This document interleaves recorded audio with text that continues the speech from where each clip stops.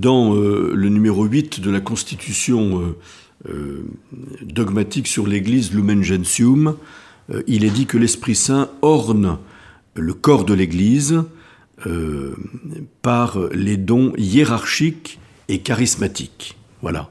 Donc c'est lui qui donne en effet les ministères et qui orne tous les fidèles de dons un peu spéciaux, de grâces spéciales, comme nous disions dans la précédente catéchèse, que l'on appelle des charismes.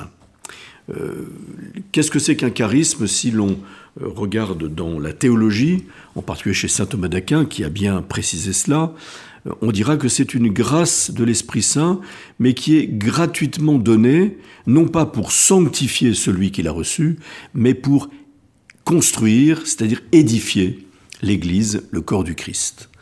Vous voyez, c'est la différence avec ce qu'on appelle la grâce sanctifiante que nous recevons au baptême, qui nous sanctifie précisément, c'est-à-dire qui nous conforme au Christ, qui nous rend participants de la sainteté de Dieu.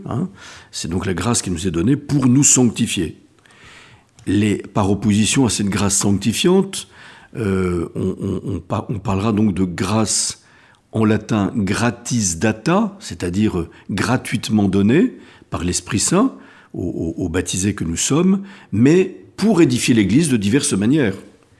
Parmi ces charismes, je dirais qu'il y a deux sortes de charismes. Il y a ce que l'on appellera des charismes d'institution, c'est-à-dire des charismes qui sont toujours nécessaires à la vie de l'Église. En gros, ce sont les ministères. Le ministère ordonné, c'est-à-dire les évêques, qui sont les successeurs des apôtres, les prêtres, qui sont les collaborateurs des apôtres et qui sont prêtres à la manière des apôtres, les diacres, qui ont été choisis par les apôtres pour les seconder dans leur ministère apostolique. Ces 3 degrés du sacrement de l'ordre, comme nous aurons l'occasion d'en parler plus tard, nous établissent dans le service de l'Église, le ministère ordonné au service de l'Église du Christ, corps du Christ, comme nous l'avons déjà dit. L'Esprit Saint donne ces ministères, ces fonctions, ces charges qui sont toujours nécessaires à la vie de l'Église. L'Église ne peut pas exister, grandir, accomplir sa mission sans ces charismes d'institution. À côté de ces charismes d'institution, il y a des charismes plus spéciaux qui ne sont pas absolument nécessaires à la vie de l'Église, mais dont Dieu dote gratuitement les fidèles, qui peuvent être de simples baptisés, pour édifier l'Église à l'époque où nous nous trouvons. Voilà. Donc il y a une variété, il y a une diversité de dons charismatiques qui peuvent être des grâces extraordinaires, comme un charisme de guérison, comme tous ces charismes que saint Paul a inventoriés dans la première épître aux Corinthiens, au chapitre 13, en nous disant que l'Église qui est issue de l'effusion de l'Esprit Saint de la Pentecôte, pour ces premiers temps d'expansion par l'annonce de l'Évangile par les apôtres jusqu'aux extrémités de la terre, selon le mandat missionnaire que le Christ Jésus leur a laissé, ont été dotés de charismes assez extraordinaires, comme nous le voyons dans l'Église ancienne, et à certaines périodes de l'Église, on voit ressurgir ces charismes extraordinaires, comme peut-être en notre temps, depuis les années 70, dans l'Église catholique, on connaît des charismes un peu extraordinaires, charisme de guérison, charisme de la foi qui